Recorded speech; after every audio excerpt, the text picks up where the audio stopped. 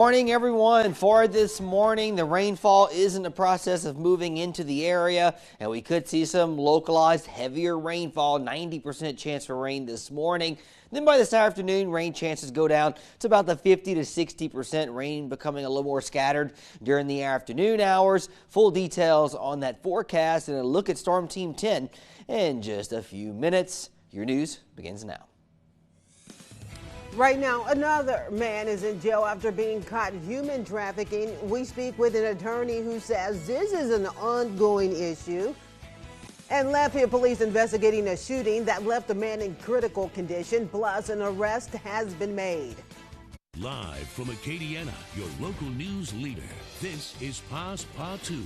Good morning to you, and I thank you for joining us this morning. A Texas man is in jail after being arrested for human trafficking near Iowa. The suspect was arrested after a traffic stop on I-10. A deputy with the Calcasieu Parish Sheriff's Office pulled over 27-year-old Kevin Ricks for a traffic stop. An investigation revealed Ricks was allegedly trafficking the passenger for sexual purposes. Here's News 10, Brett Lafaso. It highlights the issue that we have, being the geography that we have here where we're located.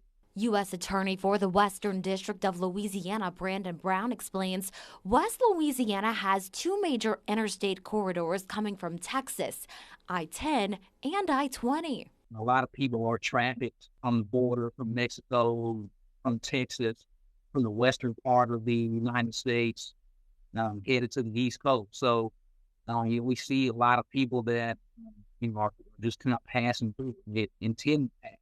Kevin Ricks, a resident of Arlington, Texas, was on I-10 in Calcasieu Parish when he was caught allegedly trafficking a passenger.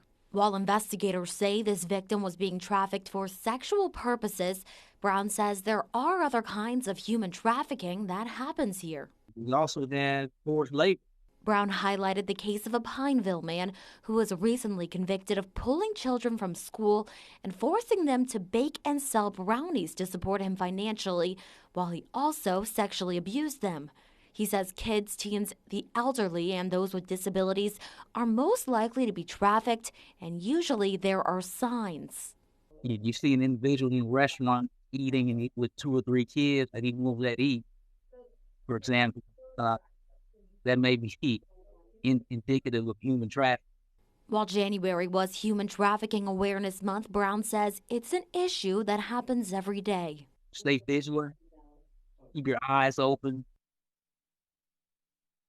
Yeah, that was Brett Lafaso reporting there. Now, according to Stop Trafficking Louisiana, there were over 700 reported people trafficked in the state in 2021, with over 500 children ages 17 and under reported to be trafficked. Well, Lafayette police are investigating the shooting that left a man in critical condition, plus an arrest has been made. Police arrested 64-year-old Clarence Celestine, Sr. of Lafayette. He's facing attempted second-degree murder charges. The shooting happened just before 10 a.m. Friday morning. Police say the victim was walking on Ambrose Street when he was hit multiple times by gunfire from a vehicle driving in the area. The victim was taken to a hospital where he remains in critical condition. That's as of last night.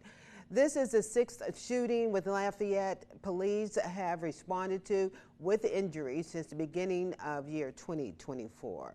Well, state police have identified the victim in the early morning crash on I-49 as 58-year-old Artie Gunnels of Karen Crow. That crash happened shortly after 6 yesterday morning. 2 cars were traveling north. State police say the driver of a Kia in the right lane crossed the center line and struck the vehicle in the left lane. The Kia went off the roadway, across the median, and into the southbound lanes before hitting Gunnels' vehicle head-on. Troopers say he died at the scene and charges are pending. And the Vermilion Parish Sheriff's Office is looking for a juvenile offender who is on the run who escaped from custody while being escorted in Franklin City. According to the Sheriff's Office, 17-year-old Kimmy Dantain Jr. was last seen wearing a black and white jumpsuit, running in an unknown direction. Dantain is charged with a simple battery, possession of a handgun, first-degree murder, and accessories to second-degree murder. If you have information about his whereabouts, please contact authorities. Franklin police are making it their mission to build trust in the community. The first step was hosting the first ever police and community engagement meeting Thursday night. Once again, here's News 10's Britt LaFonso, who spoke with city officials and residents about how they're moving forward. Nearly every officer in the Franklin Police Force was here tonight talking to concerned residents here about issues from people running stop signs all the way to drugs and shootings. Some people don't want that. What you doing on my door?